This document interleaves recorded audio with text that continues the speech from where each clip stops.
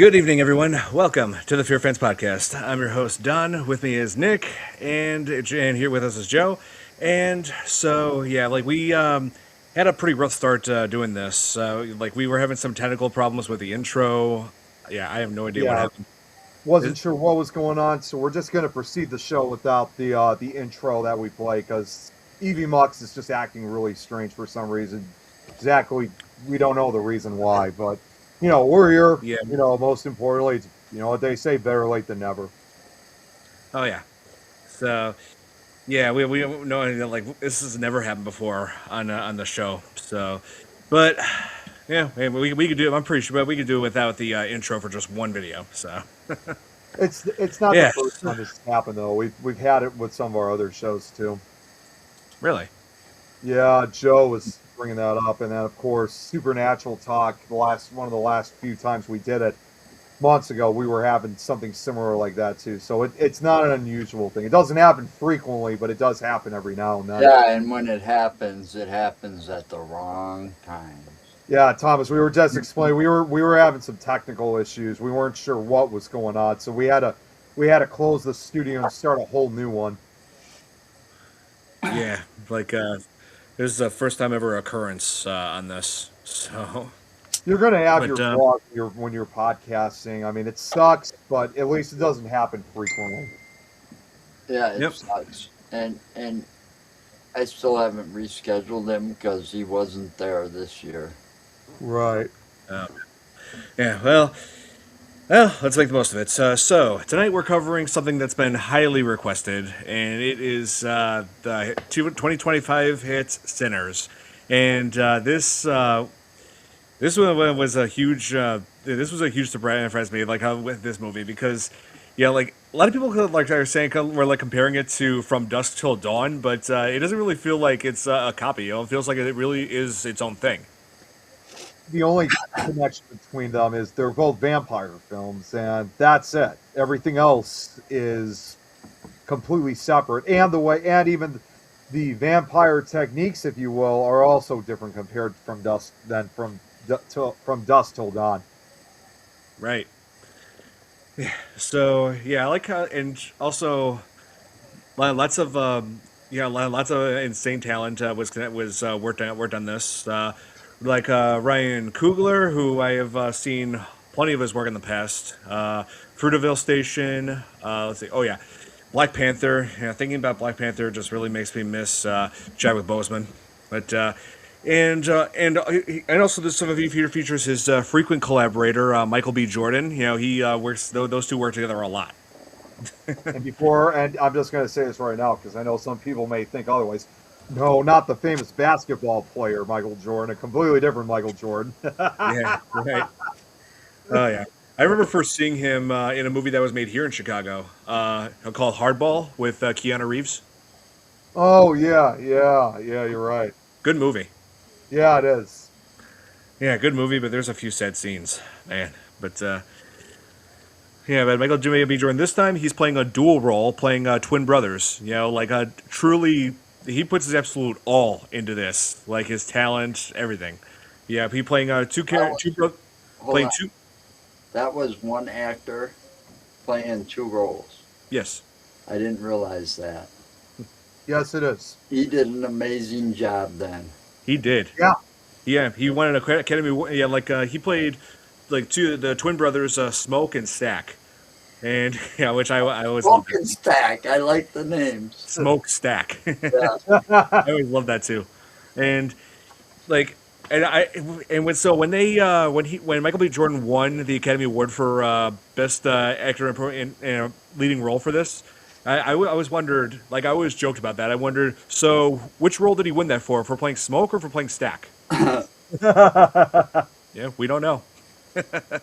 He did it so well, and even though obviously when it made it look like he was talking to his twin, which clearly was a stunt double they were using, they still managed to portray it really well, like they actually were twins. Oh yeah, and yeah, I like how what they did was hang on, I think hold on. What they did was they actually added like a 3D facial expressions digitally onto the stunt person, and it is like flawless. It worked really well. How far we've gone when it comes to stunt doubles. Well, Oh yeah, technology has come a long way, that it has. you know. Oh man, yeah. But It's really amazing. And you know, I also got to add too for this movie, since it takes place in the early 1930s. I like how the setting too is really set, and the costumes that they're using. You know, the typical era that people wore back in the day. It's just phenomenal. It almost does kind of give that feeling like as well, not obviously not with the vampires, but Mhm. it's like a good portion of the movie almost kind of gives like as if it was like a true story because it's a period movie nonetheless. But of course, obviously, it just play they just do it so well with I this do. movie. Yeah, And I I believe this got Oscar nominated for that for the costuming. In fact, yeah, I should point out this is the very first movie ever to be nominated got to receive 16 Academy Award nominations.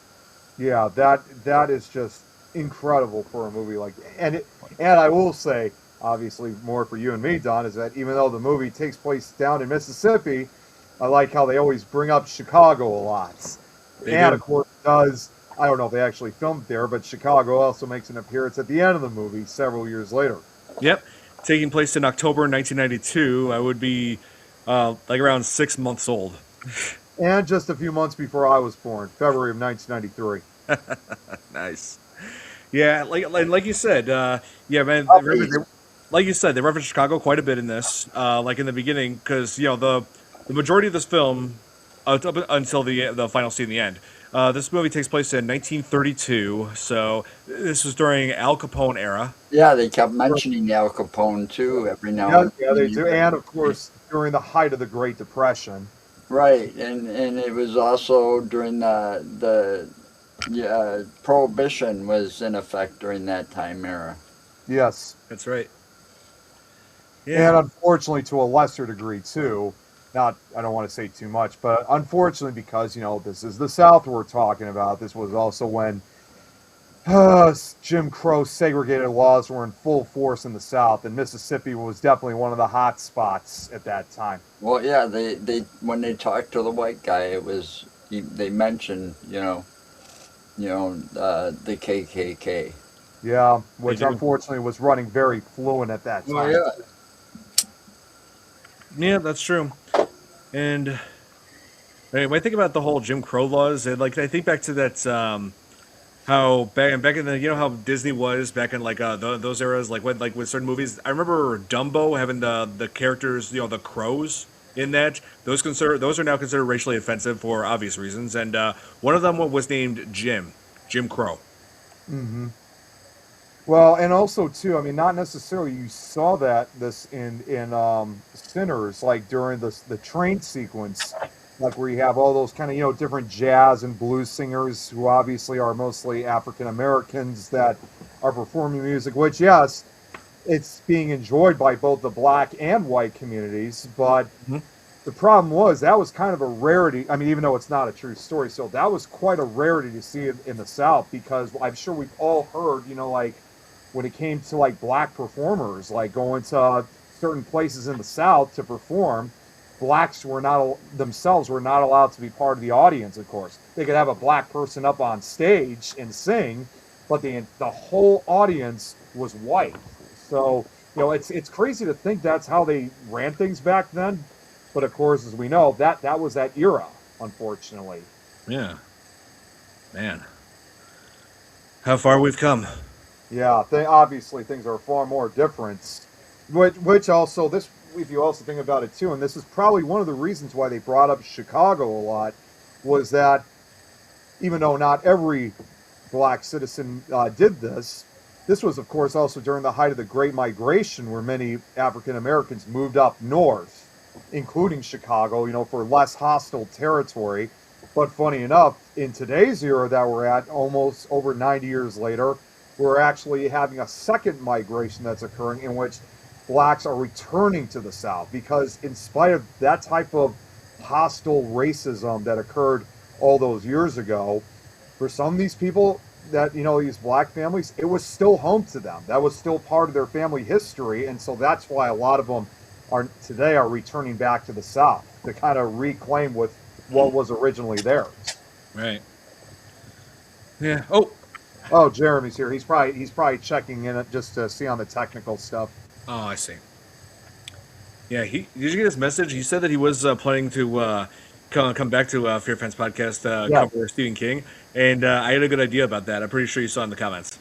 Yes, I did. I'm really he not only mentioned that just for your show, he also said that I think it was yesterday for Supernatural Talk. I mean, obviously and I'm saying this for him, he doesn't want to get ahead of himself just yet, but he is hoping to get back. So it would, because honestly, as far as Jeremy is concerned, I was honestly, well, not just me, we were honestly not expecting to start shows again with him until probably the fall. But it's good to know that, he's recovering, more quicker than expected. So, and I know he's got his last major surgery coming up. So, either way, knock on wood on his recovery.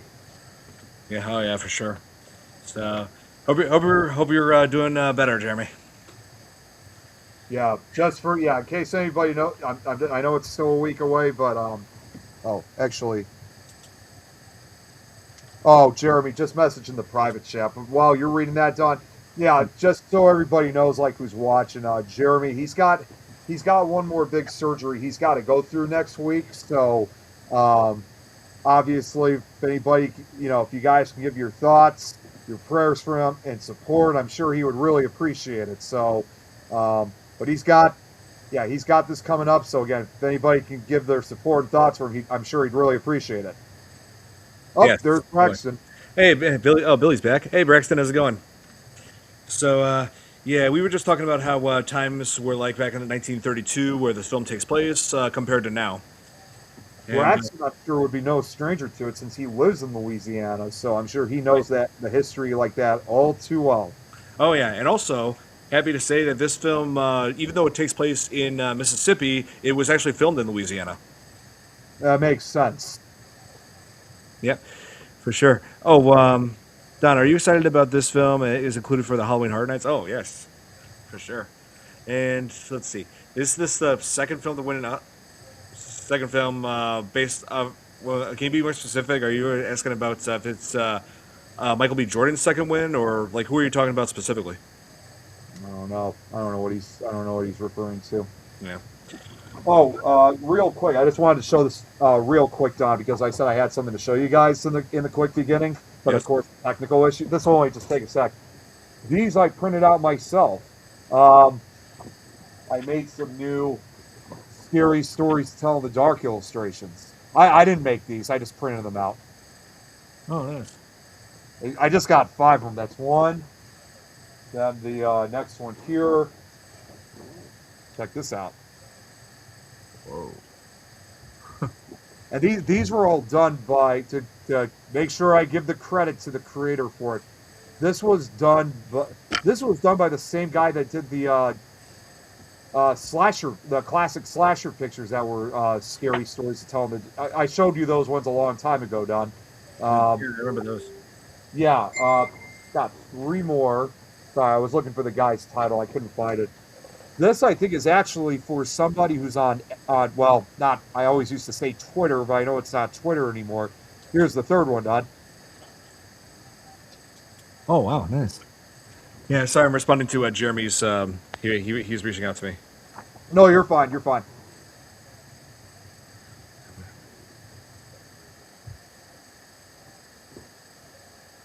Okay. Yeah, so... Pretty creepy, isn't it? It is. And then finally, and Joe, you'll actually like this one. This is, I forgot the name, but I think it's supposed to be kind of involving cryptids in some way. Kind of like a Wendigo. Oh, that's cool. Yeah. That's nice. Yeah, it's done by the, again, to give credit, that's done by the artist Watchful Eye. So he actually made a few more that I didn't print out yet, but I'm going to print them out eventually. But yeah, these are stuff that I just recently discovered and decided to add them to my photo album, which is full of pictures like that. Oh, that's awesome. Yeah. So, yeah, like we were saying, Sinners is the first movie in the Academy Awards to be get 16 nominations, and it won 4 Oscars, which includes, like I said, Michael B. Jordan, which he so earned, 100%. And I always love his performances in, oh man, in Creed, which also had the same director. I feel like Ryan Coogler and Michael B. Jordan are just like Tim Burton and Johnny Depp. Like Yeah, a director and an actor who just love working together. yeah, Thanks. that's it's typical for some films like that because obviously it shows that they have a close friendship with each other. Oh yeah, But yeah, they're basically like business partners in a way. for sure. Yeah, like it's like you look at like so many like directors who just love working with some of the same people. Like again with Tim Burton, he always has the same guy doing all of his music. Danny Elfman, or like Steven Spielberg, he always has John Williams doing his music.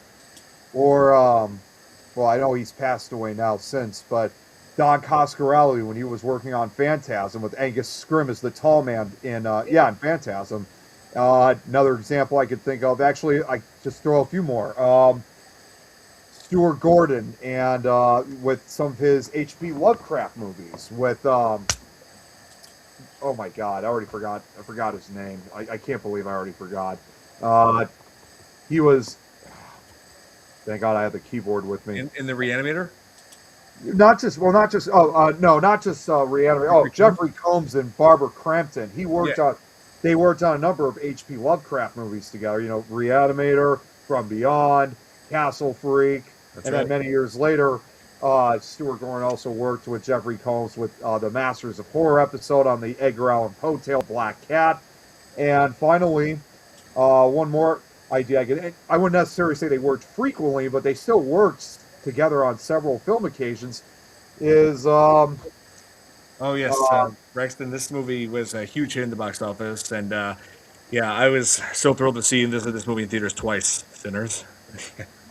and then And finally one more example is James Cameron and Arnold Schwarzenegger. yeah, that's true. Let's see.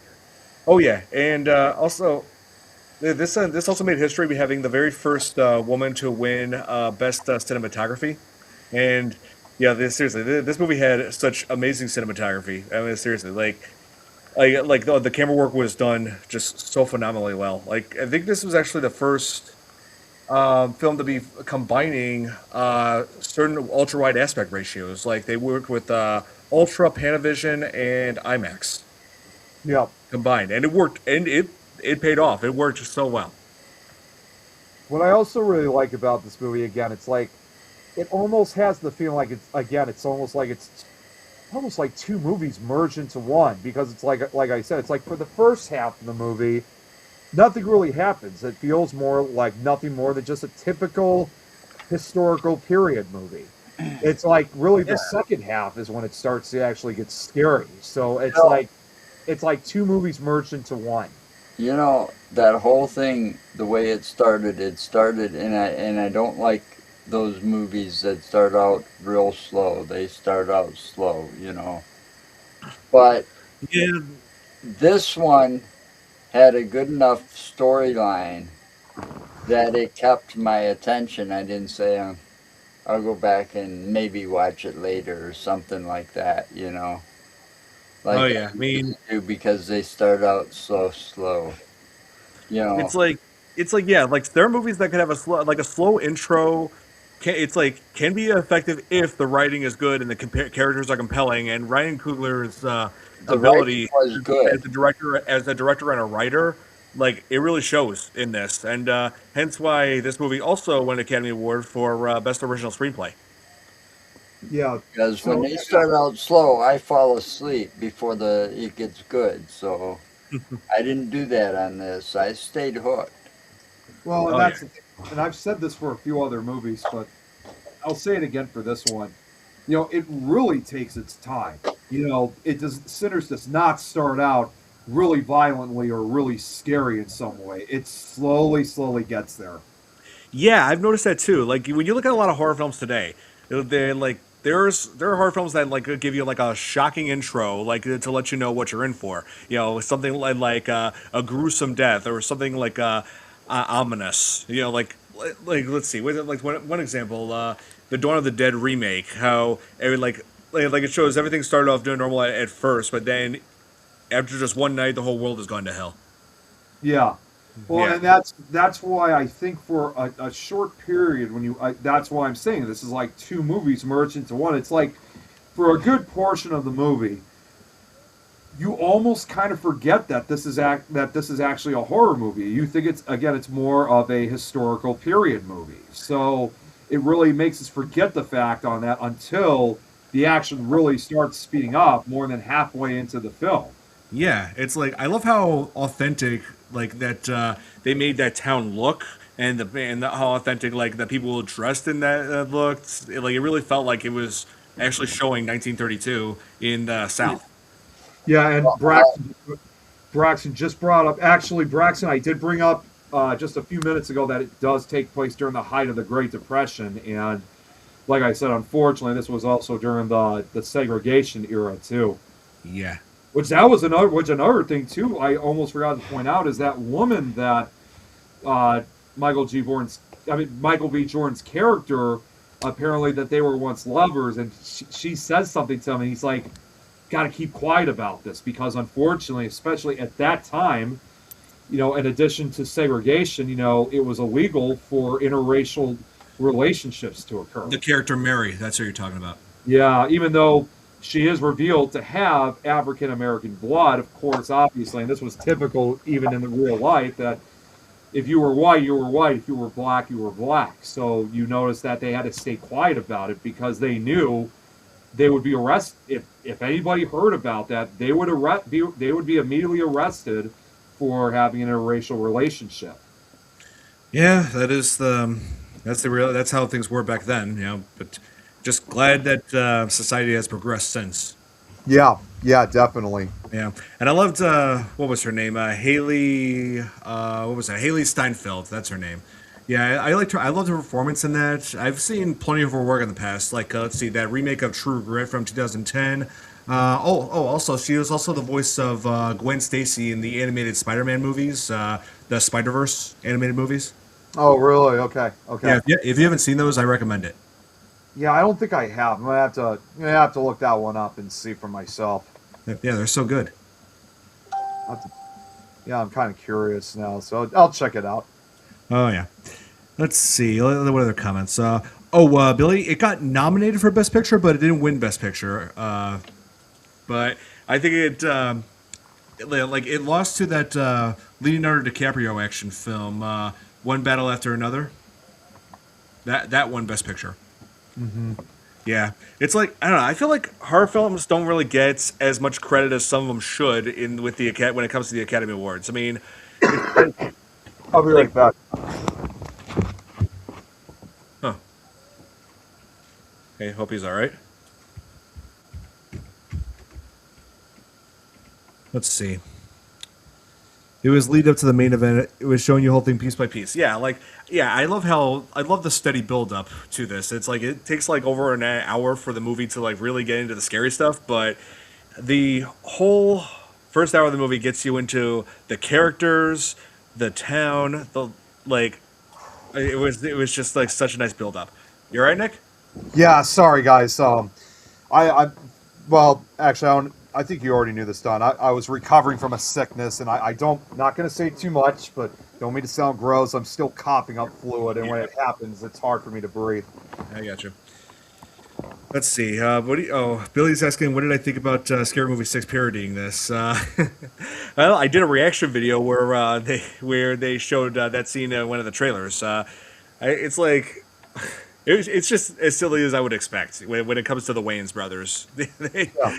Yeah, I mean, hey, we all saw Scary Movie 6 in theaters, and it pretty much gave me what I would have expected from those two. Yeah. Yeah. Oh, look what Braxton just wrote, saying, "Yep, if you notice on the child's head to store on the black side, another on the white side, but only Bo's wife, Grace, and their daughter Lisa could go across the street to their shops because, yes, that's right. It wasn't just blacks. During that time, Asian males weren't allowed around white people either, especially not around white women. But luckily, they had a daughter to get their things to their store. That actually explains a lot then. Yeah, So, it's true. yeah, that was." again, it wasn't just blacks; it also affected Asians too. So Yeah, that's that you can basically say as much as I. Again, this is what it was referred to back then. Is that's why it was referred to as a colored area because it was for blacks and Asians. yeah. I mean, it's not just the way society was. Also, Hollywood itself was also pretty crazy about the whole about race. Like my grandpa told me like that back in the 20s and 30s there was the Amos and Andy radio show and which depicted black people, but they were voiced by white guys. Yeah, that was something that was unfortunately common back in the days, which obviously in this day and age we kind of look at that as, offensive, but that was just the typical thing that they did back in those days. Not to mention, as much as you just mentioned that, of course, up until the Civil Rights Act of 1964, and this was even more common back in the 1920s. Of course, you also sometimes had white actors portraying as characters, blackface and stuff like that. Yeah, and I actually really like recently learned that what was it? There was like they also did not just do it with black people. They also did that in like the 80s with like people of all sorts of different nationalities. Like there's that movie from it was like a cult classic of the 80s, Short Circuit, where there was that actor Fisher Stevens playing an Indian guy like brownface. Yeah, I mean, it's one thing if you're making a period movie like that was like supposed to be kind of like a true story, if you will, because they're trying to recreate, like with what happened all those years ago. But Yeah. it's another thing, however, though, if you're actually doing that just for fun, obviously, even by the 1980s, that would have already been considered offensive. Yeah. And he didn't just do it for one movie, but two, because there was Short Circuit 2 where he reprised his role. Yep, and Braxton just mentioned also, yep, yes, she was racially mixed. Her true ethnicity, seeing some white and black together, they would have been jailed, out of town, or deleted. Yeah, Yeah. that was it was unfortunate. That's another reason why, of course, again, a lot of people like blacks. If they had relations with whites, it would have to be up to the in the northern states because it wasn't as outlawed as it was in the South in that time. That's right. Yeah, I did notice that too, Braxton. Like how, Yeah. yeah, Even though it's not a true story, it still does, again, I know I've said it a few times, it still does demonstrate the harsh realities of someone who was either black or Asian, what they had to deal with in the South. that is true. Yeah, and also there's several mentions of KKK in this. The KKK, yeah, which, like I said, that was a dominant force back then. So, in addition to just racism itself, the Ku Klux Klan were also well, I wouldn't necessarily say they were at their big. It was about that time when they were starting to decline because the 1920s, now 100 years ago, was actually their biggest prime. There was like literally like over 4 to 6 million members at that time. But by the 1930s, I know it sounds crazy. A lot of people want to be part of that back in those days. But I would say in reality, by the 1930s, that's when their numbers started declining, especially as World War II was coming along. But unfortunately, even by the 1930s, the KKK, even if they weren't in their millions of numbers anymore, they were still pretty dominant, especially in the South at that time. And that was primarily because of that movie, The Birth of a Nation, that came out 20 years earlier. That's right. Yeah, and like in this the movie, they demonstrate in this movie that they try to claim all the KKK is not around anymore, but it still was. They just weren't wearing the white cloaks, or That's whatever. Well, that was actually true. I mean, for some of those, because I've actually done research on the KKK, like obviously in real life, and for some of those groups, they don't always wear clans. I mean, they don't always wear hoods like other clans do. I mean, they sometimes still do wear robes, but those are usually, especially in this day and age, they're usually for private ceremonies only. So even back in 1932, again, even if they thought that they weren't around. No, they still were around. They were just hiding their true identities so that way they wouldn't be easily spotted, Hiding in plain sight. hiding in plain sight. Because they also, again, even though it's a fictional movie, even back, again, reality, they also knew too that, obviously, yes, racism may have been high back in the South at that time, but not everybody was always in favor of it. So they still would have been met with bad publicity. So they also knew too, if they had private meetings and stuff, it's like then they had a crowd of their own that they could actually control. So that's why like you said, they were hiding in plain sight, which sometimes made it worse because you didn't know who was part of the clan and who wasn't. I think that was the idea. They wanted to, Yeah, they wanted to make it seem like the clan is among them, is among society. It's like they didn't. It's like you don't know who is a part of it. You know, it could be anybody. it's like it could be a relative, it could be a friend of yours, it could be a coworker. Like even if you're talking about both a black and white person working together in the South, it could be that white person that you're working with who's part of the clan. I mean, it was a strange place in those days. Wait, what? Yeah, they did that too. It was called reckless eyeballing. It's absolutely insane. That's ridiculous. It's really stupid. I mean, it was I I don't know really how to describe it. I think especially if it was like I don't know if it was because they think that they have something sexual in mind or something. I don't know what it was, but the entire point was it was even illegal back in those days to even look at somebody like that. Jesus Christ. So it's Yes. I never even knew it. I had the reaction when I first found out, thinking, "You got to be kidding me!" Yeah. Catch notice when Mary saw each other at the train station. Yep, Yeah, I did. I did. Yeah, I caught that. let's look at her. I caught on to that. Yes. Yeah, and let's see. What else was I gonna say? Oh yeah, so these two brothers, they got away from Chicago, like to get away from the whole organized crime, you know, with Al Capone and whatnot.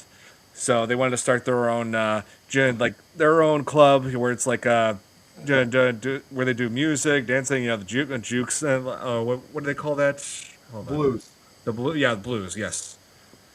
Yeah. That was So pretty much the start of the era, like when the blues was really taking off. And in despite again of the racism, it was as big as it was in Chicago. It was also pretty big in the South, especially in states like Mississippi and Alabama.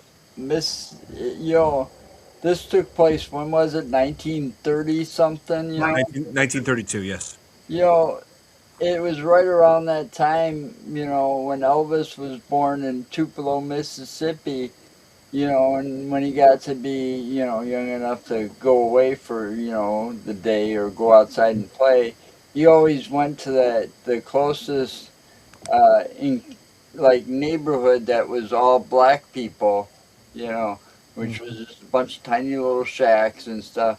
But he'd go there to listen to some of the legends because they were just getting started, you know. That's And true. so Elvis learned from those legends like B.B. King and, Yep. and some of them, because they all were like jamming in that little area in Tupelo, Mississippi. That's right. Although Elvis wasn't born until a few years later, Well, 1935. 1935, I know, Yeah, but still, it still, was, yeah, but either way, he learned a lot of it from a lot. I mean, yes, he when still. he got there as a boy, some of them guys were old timers, were like in their 50s or, but they ended up blues legends. Right. you know. And they were like particularly like even when he was a kid, they were particularly his role models, which was of course at Mhm. that time again was a phenomenon that was rather unusual in the segregated South. I think he even had a few like when he went to school, he even had a few black friends, which again was unusual at that time. So he learned a lot, and it's amazing too that yes, even though he was from Mississippi and he did cover some of those same songs that were originally from black artists, he was obviously not doing this to take the credit like other singers were because he was being praised by both the black and white community at that during his lifetime. When I grew up in the 70s, I grew up in primarily all black neighborhood. Is mixed, is blacks and you get the Asian Americans and those Asian Americans rarely spoke English. Right. And I had a crush on one of the daughters, right? Or still. And she was about my age, and anytime I'd go over there or go near her or talk to her, her dad would freak out. Oh, jeez. Man. And I'm not kidding. He was like freak out. He'd come out yelling at me and screaming, and You stay Yeah. away, and it's like Um, we were also helping each other do homework. We were in a lot of the same classes, so we were in the same classes, lived in the same neighborhood, but couldn't study together. That's unfortunate. Yeah, that's really unfortunate. yeah, Yeah. You yeah, know, but Of course. that kind of stuff. Even though, and I mean, this was like a low income neighborhood in Madison, right? But it was the blacks and the Asians and that outnumbered the white people that lived there, Right. by a right. lot. But I got along with everybody except that one, those you just if you weren't Asian, you weren't supposed to be talking to them. Yeah, it's just really sad, just the way how I mean, like even by the '70s, there was still constant concern, like even long after the civil rights movement occurred, that there was still that constant fear, Yeah. even though it wasn't obviously as hostile as it was in the early part of the 20th century, like because things were starting to finally change, but there was still that shared fear and concern, nonetheless. Hmm. Yeah. And so yeah, like one thing I wanted to mention about this movie is like when they were making this movie, they just wanted didn't want anybody to know like what this was. So they when they were working on the production of this, they called the movie Grilled Cheese. That was the code name. Oh, Grilled cheese. grilled cheese, that's totally nuts. I like grilled cheese. Me too, except for lactose intolerant people. But aside from Well, I'm but lactose intolerant, but I can't just outright drink milk. Okay, I see. but I I see. can eat cheese and pizza and stuff like that. Yeah. I guess I got you. I'm on the extreme end of that. Right. Yeah. So they were trying to like the whole idea of it was I think like Ryan Coogler said this in an interview. Like I actually let me pull it up here. He said he was trying to make something fast that he knew would taste good. And the cool thing about grilled cheese, everyone knows what it is. You can make one quick, and everybody knows it tastes good. And it was like an inside joke for everybody who worked on the film. Oh, jeez.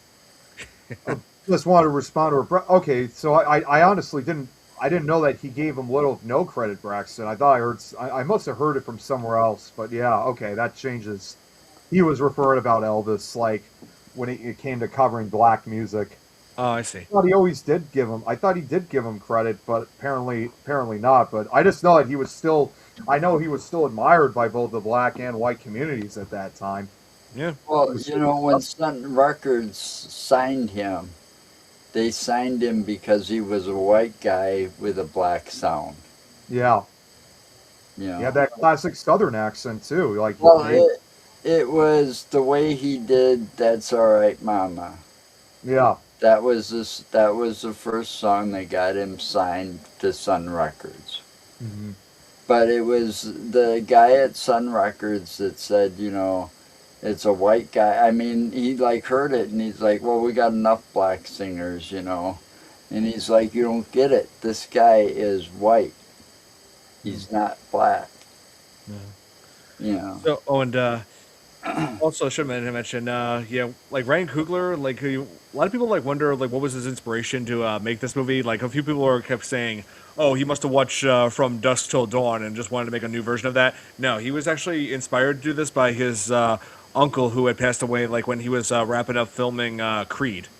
Uh, yeah, he had an uncle James who had died from cancer, and like he and his uncle he had fond memories of being with his uncle, like going to all kinds of blues and jazz clubs, and he thought like originally he wasn't like Ryan Coogler wasn't into like the blues. He thought of it as just like old man music, but had like but after his uncle died, he like felt like I should make a movie that focuses on blues. yeah, Yeah, and he so did it really well. He he really did. did. Yeah, that scene where Sammy is just playing his music at the club. That was just so memorable. Yeah, yeah. It's just like again, it just really demonstrates just how successful blues music was. Even during the height of segregation, even during the height of the Great Depression, even in spite of the rough periods that they were going through, they were still able, some of these singers out there, were able to have a successful music career, you know, and it they played out great. And obviously it wasn't just in Mississippi, 'cause since again we're again talking about the South, that was hugely popular in New Orleans, Louisiana, especially. So it was just a very popular, successful type of music in those, back in the 30s, apart from maybe jazz music. Yeah, that's true.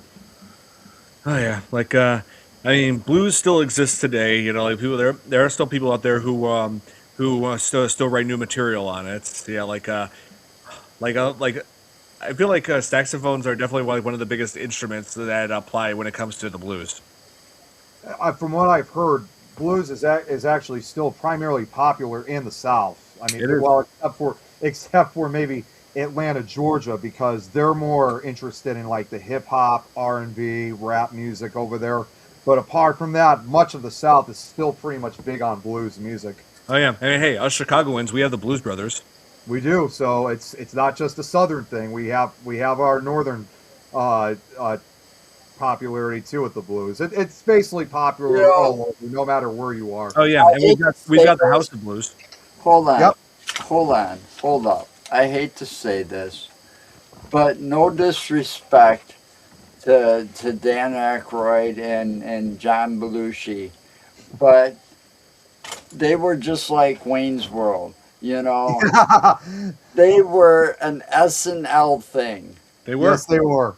and they became so good at it.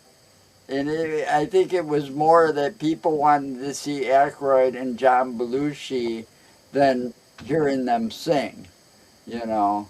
Yeah. But apparently, Aykroyd can sing because he was also, if you noticed, he was on that video, We Are the World. That's right. That's Mhm. He right. was in that. He was one of the singers in that group of many singers. Right. But still, they were an act that got their start on SNL. That's right. That's true. Very true. I mean, You hey, know, yeah, I mean, a lot of big comedic names get their start on SNL. Tons. even did you know this? Bet you guys didn't. Yeah, they actually could perform well. I will admit Yeah, that. I mean, but I don't know if you knew this. My mom actually watches this show a lot, Real Time with Bill Maher. Even Bill Maher almost starred in SNL back in the '90s, long before he started doing his HBO show. Yeah, my favorite SNL performer modernly anyway is definitely Keenan Thompson. He's hilarious. Oh yeah, you can't go wrong with Keenan Thompson, and I still can't believe, not to give a spoil, I still can't believe that he was in that new Scary Movie. Like it's I like know. Keenan. I was like, I was even telling myself saying, did this whole movie just turn into an entire SNL movie because Keenan's in it? Because it just looked like a scene out of one of his SNL skits. Yeah, I mean, I loved him as a kid when he was on Nickelodeon's All of That, which when you think about it, is pretty much SNL for kids. Yeah, it was. Oh, and Braxton also just put down, yeah, blues was one of Black Americans' escape routes, financially and figuratively. Very true. That is true. Yeah, lots of people turn to that in order to make a living. Yeah. And juke joints is an old Black American staple, something staple. It was like a speakeasy for Black people. Yeah, Yeah, that is true. I love how they depict that in this. Seriously, when before all the horror went down in this, it just showed how, oh man, how powerful that music was for the people. About just that blues was just, and the way Sam was performing it, just giving all those people joy. well, if you also really look at it too, when it comes to blues music, because again, it was a predominantly African American type of music, in that time, it was also kind of a religious thing too, because again, we're talking a movie that takes place in Mississippi, the Hmm. Bible Belt, and as we know, a lot of black music actually started from the churches, from as gospel music. So Right. it was also kind of a spiritual thing that they they made a lot of this music from. So again, it really demonstrated for a lot of them that in spite of hard times with segregation and also again with the depression that was running rampant at that time, they were still able to try to live their lives at, at the best, try to make a living, and just continue, and just still, even if they didn't get much money, still enjoy doing what they did because they still loved performing their music. That's right. Oh, I forgot to mention this about Smoke and Stack.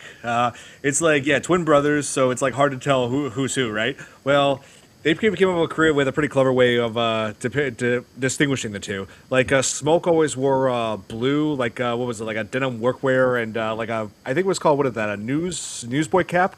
I think that's what it Yeah, was. yeah. And let's see, Stack was always wearing red. You know, he had the fedora and the pinstripe suit. So I thought that was a very nice touch. So like the costume designer in this, so what was it, Ruth E? I think it was Ruth E. Carter. That's who she was. Yeah, she did it amazing with the style of clothing back then, and just to get that touch where you could just tell Smoke and Stack apart. Right, right. Yeah. Let's see. Let's see what. Okay, Brock. Our ancestors, all their people are talked about in the story to pertain the gangsters and thugs in Chicago. Yeah, the Italian wine one. Yeah, which was still kind of being controlled by Al Capone at that time because this was still. I mean, yes, I think by 1932 he was already imprisoned.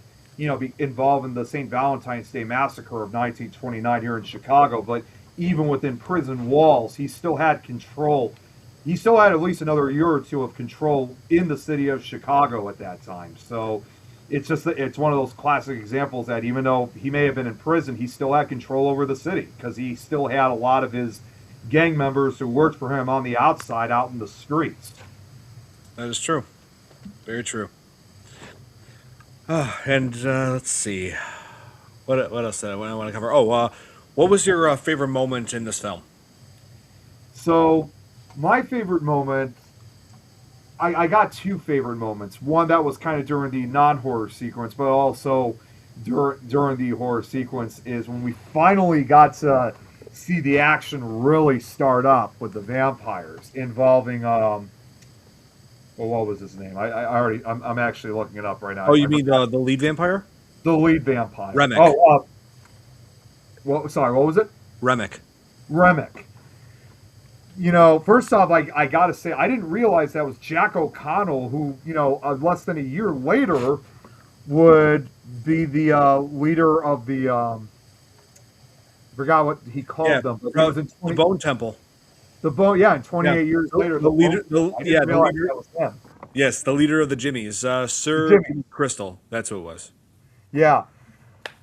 What I really liked about him was where, like a predator, like he and the vampires the people he turned into vampires were stalking the farm where they were having this big party at, like stalking their prey like predators, like just waiting for that opportunity.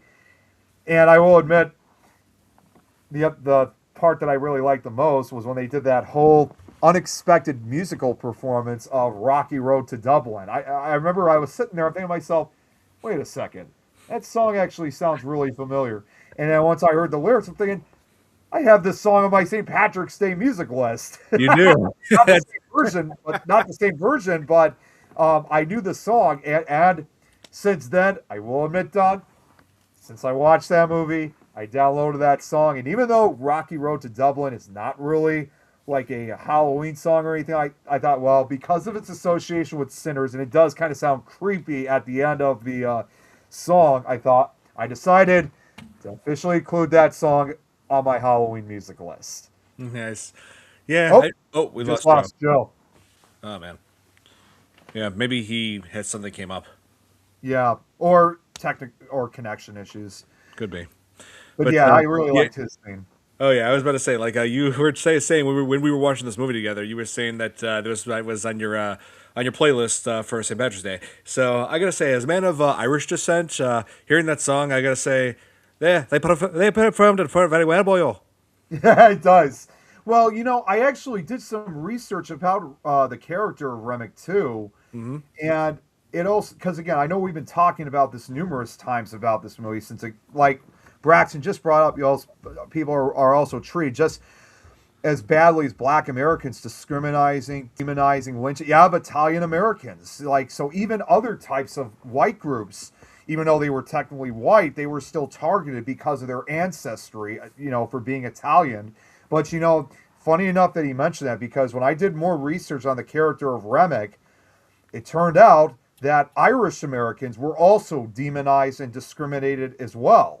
Even though they may have looked white, they were still, because of their ancestry, their accent or whatever, they were still just as treated as badly as Black Americans were. Yeah. And in some varying degree, and I know it sounds crazy, even though both of us are of Irish descent, even though we don't display it, sometimes even the Irish were also considered part of the color group, because there's always that theory that, which is true to some degree, not every Irish person has this, where they have that pinkish looking tint to their skin, where they look pink. So therefore, even for the segregated South, even if you looked pinkish, you weren't considered white at that time. So it was just a very strange world that people had to live in. And Remick, it may almost sound like with what he was trying to do was to be beneficial, but obviously at the same time, we know it's for monstrous tendencies, because we find out that Remick is really a vampire who has existed for centuries, and that Yep. his actual family, his own people, were lost to time centuries ago. And he hated the idea that while he was proud of being a vampire, that he was able to live, immortality, he didn't like the idea that he had to live all by himself. So these vampires that he created them more than just an army. It was basically his intention of trying to bring all the racial groups together and try to unify them in such a very, again, segregated spot. And now it may sound benevolent that he's trying to do that with good tendencies, but at the same time, though, you have to remember that with how he's doing that is also a very monstrous way. So it's not necessarily a beneficial thing that he's trying to do. He still has evil purposes. So either way, he's still the bad guy in this movie. Yeah, I was about to say, this guy is far from a saint. He's far from a saint. So the only good intention he's had, yes, he may be able to bring everybody together, but unfortunately, he's still a vampire, And I also like the idea too with his character, where it's not like the typical vampire movie also, where you have a vampire who has lived for centuries. And again, I hate to bring this movie up, unlike Twilight in this case, it's not like a typical vampire movie where he's searching for his lost love or anything, someone who's reincarnated that might have been a reincarnation of a lost lover or anything. It doesn't have anything in that movie. It's just involving him basically trying to build a unified, but at the same time still kind of an army of the undead, to essentially kind of like start a whole world of vampires, if that makes any sense. It does. Yeah, it's like, I pretty much caught on to the whole meaning of Remick's plan. Even though he never says it specifically that he wants to join all the races, it's I pretty much caught on to that because of the location and the era and just all the different groups of people. Yeah, I pretty much, when I first saw this movie in theaters, I kind of caught on that he was unification is what he was going for. I will say this: I'm really surprised they also didn't add this to Sinners, because it was almost as if they were establishing every racial group in this movie. The only group that they did not focus on. Well, actually, no. They did very briefly, but they don't show too much of it. They even did show that scene involving Native Americans. They did that actually had knowledge involving Remick, which is the only time we ever see him. But the only racial group, the only we don't see them again afterwards. Yeah, it was weird. The only racial group that I'm surprised they did not include, because again, if they were trying to make this about racial segregation, I'm surprised they also didn't include any Hispanics in, because they had whites, they had blacks, they had Asians. Very briefly, they had Native Americans. They, of course, obviously Remick. They had Irish. The only Yeah. ones they didn't have were Italians and Hispanics. Hispanic and Indian people too. Oh yeah, and we refer when we say Indian, we mean people from India, not Native Well, Americans. yeah, that's because I'm just gonna say because again, a lot of people unfortunately still say this to this day. People sometimes get confused when it comes to Indians. They think it's the Native Americans, when in reality, it's not the case at all. Native Americans and Indians are completely different because they're the people from India are Indians themselves, and that was just a term that was used from Christopher Columbus Yeah, I during was his just early days because they saw that, well, it wasn't even the United States. When they went to the Caribbean, the Bahamas, they mistaken these people that they were from India. That's yeah. why they were called Indians. Man, was he way off. He was way off, and it was good, even though with what we now know about, which I'm glad we're no longer having Columbus Day as a day off anymore. I'm just glad even back then he was eventually imprisoned for his crimes. Oh yeah. Oh, yeah, here I wanted to talk about this right here. Braxton, yeah, like they had yeah, they did focus on Hoodoo in this. That plays a pretty big role in like Yes, it with does. that character. And what I like is how they wanted to be respectful to and like have like a very accurate portrayal of like Hoodoo in this film. So they actually consulted with here I pulled up let me pull up her name. Dr. Yvonne Chir I'm having a hard time pronouncing this. Yvonne Chiru. Yeah, I'm Yeah, I'm sorry. not sure how to pronounce Yeah, that I'm one. sorry for mispronouncing that, but yeah, like they actually wanted to consult with an expert who like depict it, like accurately, so that way they're not disrespecting the culture. Exactly, yes. Also, what Braxton also brought up too, thing is the Irish and Italians started being hateful toward. Yeah, unfortunately, that even extended. Even the Irish and Italians started being hateful toward blacks when the Italians were incorporated in the fire departments and the Irish were in law enforcement. It was just when you really think about it, as bad as that sounds too. When it comes to every racial group that was, having all these issues in the segregated South at that time, it was basically every group for themselves. Like there was just really not very many. I'm not really sure how to say like allies, if you will. You just focused on your own group, your own culture. I mean, obviously there were still a few good-hearted people in the South, in those days, but still, it was just very hostile territory at that time. And yeah, Native Indian crew tried to warn that clan couple. Yeah, Native Americans noticed those condors circling their house. Yeah, yeah, that's right. Those Native Americans realized that couple that Remick would later target were also members of the Ku Klux Klan. Yeah, that's true. Yeah, you find out in that one scene where it shows like the KKK cloak and hood hood like hung up in the house. Yeah, you saw that. And Uh, as crazy as it sounds, in the 1930s too. Well, actually, no, in the 1920s, that was also because people always think that the KKK is just a men's only group. Well, it's not, obviously, especially by today's standards. But in the 1920s, like I said, when they were at their biggest and highest number ever, that's when they started including women into their clan and even their own children. So seeing a couple being KKK members was not unusual even in the 30s because that was around that time when women were allowed to join. Yeah, and I wanted to mention this. There's that video game, Red Dead Redemption 2, where it takes place during the late 1800s, like 1895, I think. And so you get to like explore like where the South and just like it's basically Grand Theft Auto in the South because it's same company, Rockstar made that game as well. But anyway, there's one side quest where you actually come across an actual where you actually come across like these NPCs that are dressed as in KKK. They're the KKK. So let's just say that when I came across them, I did one thing that I did. Let's just say that all it took was just one stick of dynamite to make them go from KKK to KIA. That's good. I like it. Oh man, yeah, like it's so like, oh man, yeah, like when you take down like evil groups like that in games, it's always so satisfying. And then Braxton just said, yeah, ironically, what the clan couple deeply believed was their enemy wasn't inside their home. That's right, because Remick turned them. He did, exactly. Yeah, and of course, this does take tragic turns when so some characters start becoming like vampires. Like when Mary was turned, it's like, oh man, I like that character, you know. But it's like it made you think, oh my god, now she's a vampire. They're gonna end up killing her off.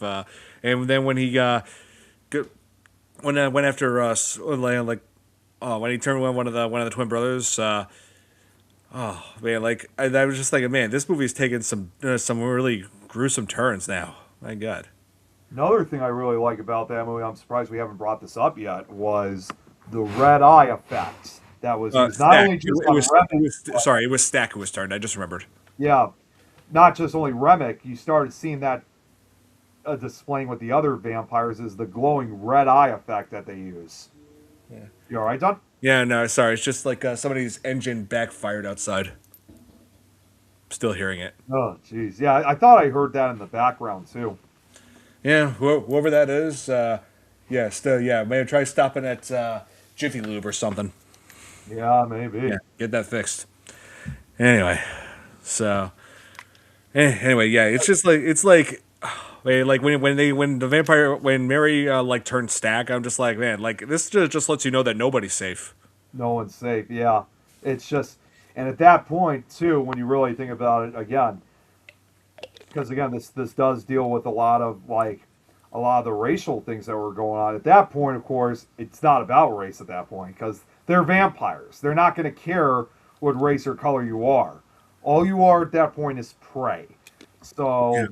it's but yeah, I loved how everything went down from that point on. But yeah, like I was saying, Yeah. Don, I know you kind of lost focus, but the other thing I really liked was the red eye effect that they used for the vampire. Yeah, I thought that was good. I thought that was it gave him like here.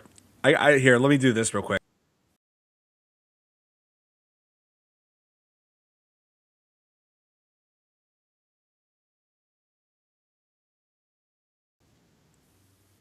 Probably either some type of contact lens that they're wearing, or if when the times when they are glowing, I don't. I mean, the way how because I've actually done a few glowing eye effects myself for some pictures. I don't, so therefore I don't even think it's even CGI that they're using. I think they're just using some animated effect to give the red eye because I've done it myself with Adobe Adobe Photoshop and CS6. Yeah, I hear you. Yeah, I think that's definitely like and like digitized in. And yeah, that I've noticed that too. Like several different characters have like eyes that are different glows to them. That's Like I know right. yeah, Mary had a glowing yellow eye effect. Yeah, Stax Yeah. was blue. Yes, that's true. I think okay, so you know what? Yeah, I actually forgot that there were other glowing eyes. I thought it was just red. So the way how I see it, and Braxton makes a good point, saying that only Remick has red eyes because he's the oldest, strongest of the leader than the rest of them. The others had different, like you said, Mary and Stax were yellow and blue, and Perling's eyes turned white. Yeah. I guess even though everybody was turned that night, I guess it kind of the different colors probably represents the I don't know, probably the age of the person or the age of the vampire. Like I don't know, but I did like the idea that they used different color eye effects more than just because like it was obvious that they didn't want to stick with just glowing red eyes because I mean let's face it, red eyes and also yellow eyes are often used very frequently. We don't really see it with other eye effects. I mean, yes, I understand why red and yellow are often used in a lot of horror movies because they're considered the scariest looking colors to use for eye effects. But you could still use other colors for eye effects to make them just as scary. Oh yeah. Mary's looked yellow and gold. Yeah, they were kind of a yellow gold color. Yeah, Yeah, I felt that way. Yeah, it looked that way. each eye color had a meaning. Yeah, That's true. like representing a different status. Yeah. Yeah, like there's some yeah, I've seen that used sometimes where like a different color, like say like if somebody's wearing something like a certain color or somebody like something distinguished, letting you know like the rank or something like that. Yeah, like a rank or a certain position of authority or something like that. Because like put it this way, if it was like wide-eyed vampires, those are probably the foot soldiers. A yellow-eyed one would probably be the well, considering that Mary does eventually get in, she's kind of like the lookout, if you will, with the yellow eyes and the blue eye ones. Maybe, of course, the red eyes are the oldest and the strongest, and basically the leaders. And perhaps maybe the blue eyed ones, are maybe for the tougher members of the group or something like that. That I'm not saying that is officially confirmed. I'm just throwing ideas out. Yeah, I was about to say you might not be far off. Yeah, and I just also absolutely loved Miles Catton's performance as Sammy. I mean, I think this was actually his film debut. Here, let me look. Actually, oh yeah, it is. Like this is the first movie he was ever in. Oh, it is. Okay, okay. Yeah, I'm expecting like big things for him because they like I feel like his career should definitely hit the ground running for this. Yeah. Oh yeah, yeah. I definitely would agree with that because he did it so well. Oh yeah, and let's talk about the music sequence when he performs and there's like parts where it like feels like it mixes time, like it shows how do I put this, like different eras, like Like there's a typical word for that. Oh oh my god. well, let me see. Yeah, it's where he performed the song "I Lied to You." That's what it was called. Yeah. It's composed by let's see, Ludwig Göransson. I hope I'm pronouncing that right. Which he also won an Academy Award for the best original score. Yeah, for this, and so it like I guess it like is like bridging like cultural like the laments of culture, like mixing like the blues with Irish folk music and different eras. Yeah, like and like at one point I think there was like like an electric rock guitarist. Yeah, and I don't think electric guitar was around back in 1932, but There were guitars, but not electric not guitars. no. That's what I'm saying. Not electric ones, Yeah. no. And like Those weren't in until like the late 1940s, early 1950s. yeah, there was a DJ. There were breakdancers. I So guess I guess it was oh my god, it's like I could think of it right now and it's like right at the tip of my tongue. It's like a time yeah, uh I think the whole message of it is like a like just talking about how music, no matter what era it's made in, unifies us as a people. just looking it up because it's like jeez, it's like right at the tip of my tongue. It's like I know what the word is. What's it called? Give me a second here. When unifying time, I'm just gonna use that word because I don't know how else to put it. Yeah, I guess that's the whole message of it is like how the power of music and how it unifies people no matter what era you're in. I guess it's not even showing. Like the correct word is not showing on there. No, it's just giving me a like a sentence instead. I was looking for a word, but okay. Well, for now, until it comes up, until I can think of it, uh, I'll just call it a unified time. Right. So, yeah, it also kind of like represents like yeah, like even though it's primarily set in the 30s, I guess that whole mix up of different eras is to also demonstrate how far we've really gone when it comes to like different types of genres of music. That's right. Yeah, so I felt like that was like arguably the most powerful scene of the whole movie when it comes to the character Sammy. Yeah, like I think it's also to represent how even though he was just like any other black blues singer at that time, he was still kind of in a way ahead of his own time because it's almost like it was almost as if he was trying to play a role of how music was going to be decades later, even if it wasn't involving his own genre. Yeah, that's right. And so this the vampires in this also follow that one rule how you have to be invited in order to gain entrance. Yeah, Yeah. continuing with vampire technique. Oh yeah, I love how they stay true to some like aspects of vampire lore. Yeah. That's right.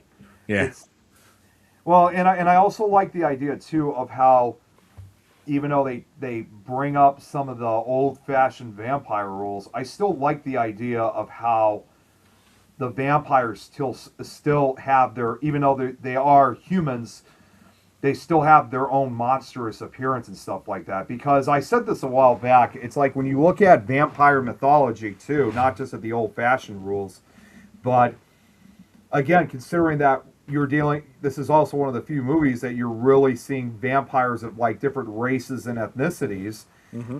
It's like it kind of demonstrates that it's really exciting to see that, because it represents again that no matter what race you are, not only are you also a vampire, but you still have that monstrous, demonic kind of look. Because when you look again at vampire mythology, in the Eastern European tradition, the vampires appear pretty much as they did in life, other than having pale white ice and ice cold skin.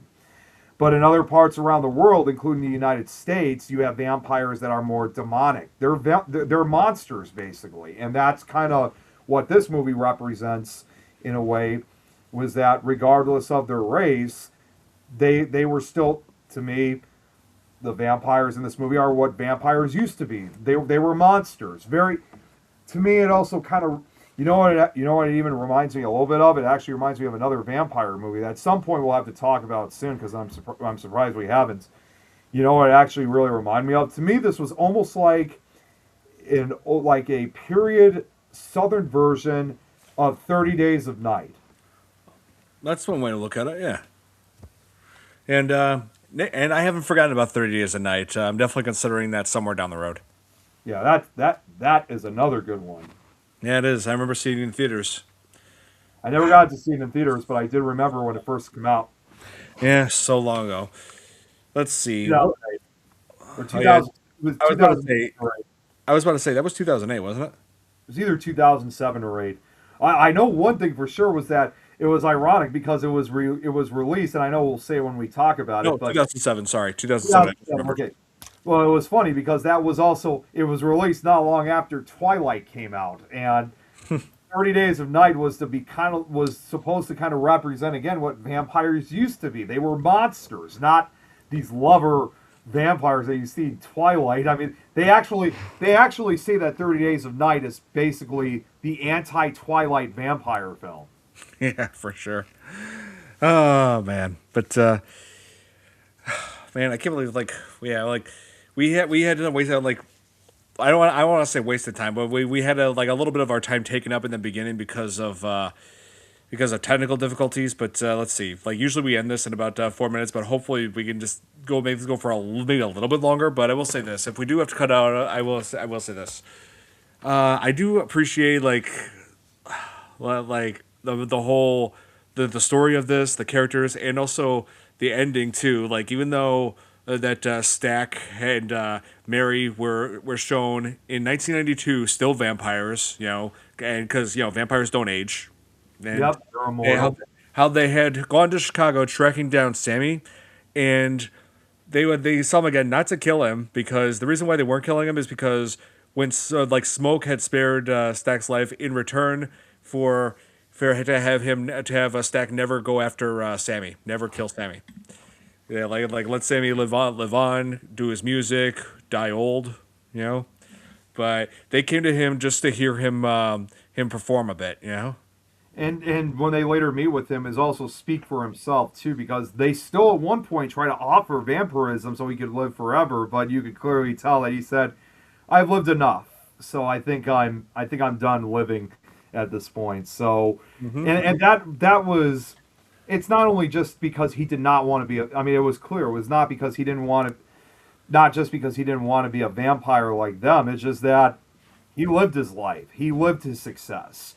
He was at old age, and I think we could all agree that we're all going to be like that eventually, at our ages, because the idea of immortality may sound awesome and stuff like that, but what happens, of course, when all of your relatives, your friends, people that you knew throughout your life are gone, and you're one of the last ones that's still alive, and you're also living, and you have to remember, it takes place in 1992.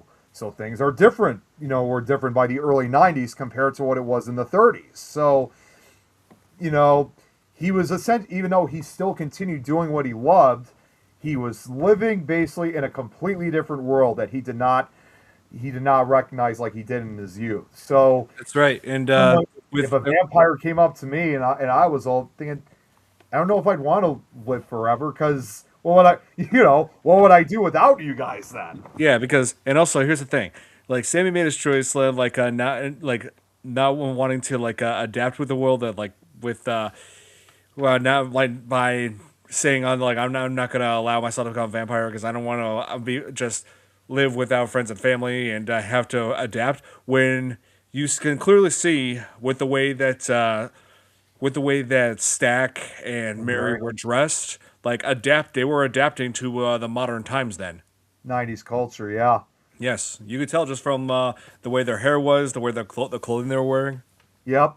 Is that what Braxton's asking? Saying y'all noticed something else too about Mary and Stack? Maybe I'm not sure. He didn't complete his comment here.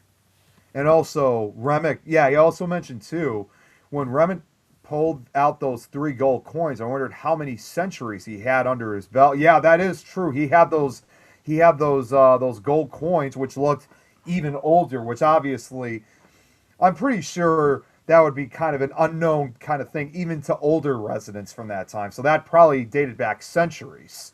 Yeah, that is true. I mean, there are vampires in all sorts of different media that keep things from hundreds of years ago. Even with that, there was one movie I could think of.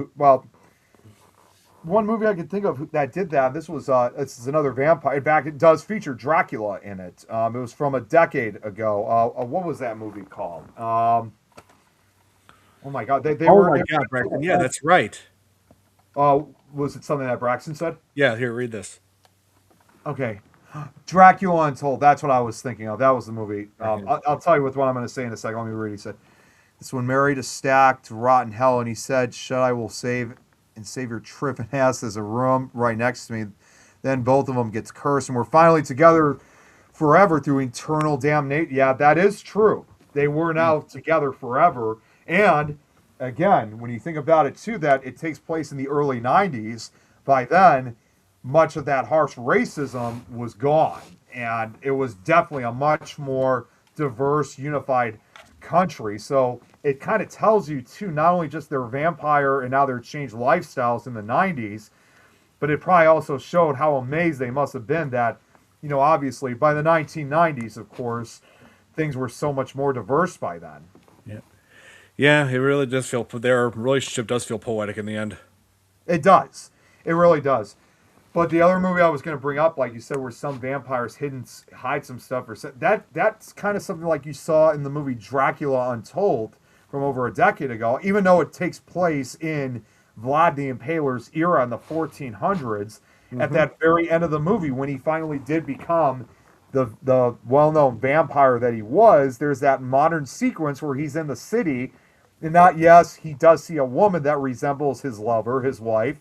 But you could still tell that even though he's wearing modern suits and clothing, like blending in with everyone else, it kind of makes you wonder, like, what is like his modern day home would have had to offer, because he probably would have had, like, if he had a closet or something, he probably had like a whole stack representing centuries of different types of clothing that was popular in those particular eras. Mm-hmm. That's true. So when you brought that up, it just reminded me at the end of that very sequence of Dracula Untold of something similar like that. Yeah. Oh man, I remember seeing Dracula Untold with my college girlfriend. So that was a while back. I will admit, that was a good movie. I mean, I know a lot of other people didn't really like it, but I liked it a lot because, it really kind of more focused on, well, even though it's still not necessarily true, just showing who Vlad the Impaler was. Right. And I know they were supposed to make a few more movies, which unfortunately it never did happen. I wish they did, but it was still good for what it was. Oh yeah, and that's why when I watch movies, I don't go in just with like how I say this, just expecting it to be bad just because a few people don't like it. It's like when you watch things, you got to formulate your own opinions. Exactly. Because like even some of the best and some of the worst movies, you still have your critics and then you still have your fans, regardless of Yeah, how exactly. good or bad it is. Yeah, like here, this for example, Sinners. it's critically acclaimed, but I don't love the movie just because other people love it. I love it because of like the story, the characters, the set, the oh man, the music, the costumes. There's so much good things going for it. And it's like I formulated my opinion, and in my opinion, this is one of the best vampires I've seen in a long time. I agree. I honestly wouldn't mind seeing it again, like as we get closer to to the October Halloween season. So if we want to have like a horror movie marathon or something this upcoming October, we could include that. So I honestly wouldn't mind seeing it again. Agreed. Yeah, 1992, 60 years after that, overly interesting. That's right. Yeah, yeah, it's 60 years later. It's true. It kind of makes you wonder, though, what not only just the success of the music that he had, but it just makes you wonder how he must have been like throughout the decades of his life. Like, was he always still looking over his shoulder, knowing that there were still vampires out after him? I imagine so. So it's because it would have been interesting if we saw, like, let's say if it was like every 30 years, like they showed the 1930s, like what it would look like by the time it was the 1960s, which again, with the civil rights movement, when things were starting to finally tone down with the Jim Crow laws, like how he was then, and then 30 years again into 1992, it would have been cool if they just added just one more slot just to see how things had been, as he was getting older. But either way, I'm still satisfied with how they did it. So am I. And it's also he would also probably have had to face a few challenges with the scratch like scars that he had gotten. It reminds him of that night, of course, clearly to represent as a reminder of what happened that night. And sadly, of course, the friends and everyone else that he lost, but that in spite of his loss, he was still going to live his life to the fullest and just move on and just continue doing what he loved doing, which was which was blues and jazz music. That's right. Yeah, And he definitely was scarred emotionally and physically from what happened in just that one night. But no matter what, he didn't let that hold back his passion. still managed to live a life. It almost makes you wonder too if he ever did have, even though we only saw him, it also just does make you wonder if he ever did have a family of his own, because at his age, by 1992, he could have been a grandfather by then. So it makes you wonder if did he ever have like a family? Did he ever have grandkids? But nonetheless, whether he did or not, he lived his life. He still got to do what he loved doing. Yeah, like the more personal parts of his life, they just leave it up to mystery. Yeah, and again, there's not very many movies that you watch that involve not only just the blues genre and not just only into the horror genre, but just the way how they really portrayed it. You know what? It actually there was actually a famous radio DJ that, in my opinion, I think he would have loved seeing this movie if he was still alive today. There was a guy. Braxton might know who this is and might actually know the show I'm about to bring up. But then again, I'm not entirely sure because it's a show from the '60s actually. There was a famous radio DJ that lived in the South. His name was Bill Haas Allen. And in his show, they always said he always had a catchphrase that he always said at the beginning of the show. He said, "Everyone calls me Haas. I hope you will." And the best way I could describe who Bill Haas Allen was, he was basically like the Southern version of Ed Sullivan. He even looked like him, in fact. Huh. He was originally from Gallatin, Tennessee. He was born back in 1922. And he had, even though he was white, much like Elvis, he had a love for blues, for jazz, for gospel music. In fact, when he was a kid, his family had a black nanny that often took him to their black church. Even though he was white, he was taken to the church, and that's where he learned his love of black gospel music. And again, he even associated more with black kids than he did with white kids, which is, again, a phenomenon that was relatively rare back in the South in those days. Oh yeah. And he actually ended up working for a radio network that still exists today. I don't know if they still play that type of music, but he worked for WLAC Radio in Nashville, Tennessee, and he even hosted his own show in 1966 that was called The Beats, which sadly only lasted for 26 episodes, not only just because of racism, but also, like a lot of people in his days, he was also a big alcoholic, and when he was told that the network was canceling his show after only 25 episodes, he couldn't even host the last episode because he ended up drinking because he was so depressed. Oh man. But what's interesting though, the person who later who took over the very last episode of The Beat, was a well-known black singer, and that happened to be Otis Redding. And this was about a year before he died. So this was Otis Redding's first and only time that he ever hosted a show. That's right. And Oh, and if Bill Braxton, I forgot to point that out. Yes, that is true. oh yes, His father, the preacher. Yes. one day he's going to follow you home. But if Bill Haas Allen, the main point of what I'm trying to say about Bill Haas Allen, if he was still alive today, because sadly he died in almost 30 years ago, back in 1997. Ah. I think he probably would have liked this movie because, again, of the unification of it. Because I seen an interview of Bill Haas Allen after he did his show The Beat, when he actually used to run Otis Redding. Oh yeah, he was great. Bill Haas Allen had once said that in an interview that when he used to run WLAC back in the 50s, 60s, back in the 60s and up to the early 90s, but especially back in the 50s and 60s, he said that in spite that this was down in Memphis, Tennessee, they were actually one of the very few radio stations at that time to be playing black music on a regular basis. Jazz, blues, rhythm, and gospel. They were the first power station at that time. There were a few other stations like WLAC that did play that type of music in the larger cities like New York or LA, in the inner city, but you couldn't hear them outside of New York or LA or Chicago or Detroit or New Orleans likewise. So I think if Bill Haas Allen was alive today, he would have also seen Sinners as kind of like a throwback to how blues music was really portrayed in the South at that time and how successful it was. For sure. Hey Ray, we've been great tonight. We did get off to a rough start on the show tonight because of technical error, but I had to remake the whole studio. But other than that, this went really smoothly. Yeah, hate to say it, Ray, but we gotta sign off tonight right now because another show is about to come on. Yeah, it is. We're just going over. Normally we should have got off now, but again with the issues that we were having, it was we kind of got a late start. But yeah, Braxton, if you want to check out the show that I was talking about, all 26 episodes are on YouTube. Just type in The Beat 1966 because I'm sure there's other videos that have the word The Beat in it. So, right. And Bill Haas Allen, by the way, I will admit this.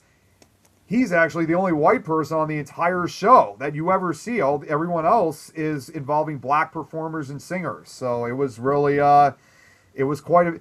This was, as I would probably say, kind of the precursor, even though it was obviously much different music. It was almost like the precursor to Soul Train a few years later that came out in the early 70s. Right. This people would have been between their 120 to 150, 60-year-old because that generation was born way back in the 1800s. That's correct. Yeah, that's right. So, yeah, hate to do this, but we got to wrap up. Yeah, the next show's got to come on. So... yeah, Sinners, best vampire movie I've seen in a while. I can't recommend it enough. It's amazing. It's great. I mean, yes, we all know for a fact that for the last number of years, if not decades, there have been plenty of vampire movies that have been coming out. But Sinners is definitely one of the best. I would definitely include it in one of the top 10 best vampire films. Yes. And as for what we're covering on the next show in 2 weeks, Nick, I'm going to leave this one up to you. Let me give it some thought. I didn't really think about it, but I'll give it some thought and get back to you. Sounds good.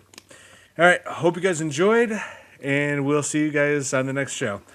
Have a good night, everybody. Also, just real quick too, because since we're not going to be on next week. Also, everybody have a great, exciting, and safe 4th of July. Yes. Happy 250th birthday, America. So enjoy this while you can, because for most of us, this is the only time we're ever going to see like a huge birthday for America in this case. Even if we manage to live up to see America's 300th birthday, Don, I hate to say it, but by then we're going to be quite old at that point. So enjoy it while you got in. As I would say, enjoy the life while it lasts. So. Yeah, everybody out there, happy 4th of July and 250th birthday, America. Yeah, for sure. Yeah, and on the 300 America's 300th birthday, I'm just gonna be an old man being like, "You kids, get off my lawn!" Or put it this way: after we would probably say to ourselves, "Man, it's going to be awesome when even if we're going to be old, at least we'll still be able to see the 300th birthday of America." Then all of a sudden, 50 years later, 50 years later. you do it better, and they're like, "Oh man, it's 300, but we just don't feel like celebrating." All right. All right. So, hope you guys enjoyed this edition of the FearFans podcast. Have a good night, everybody.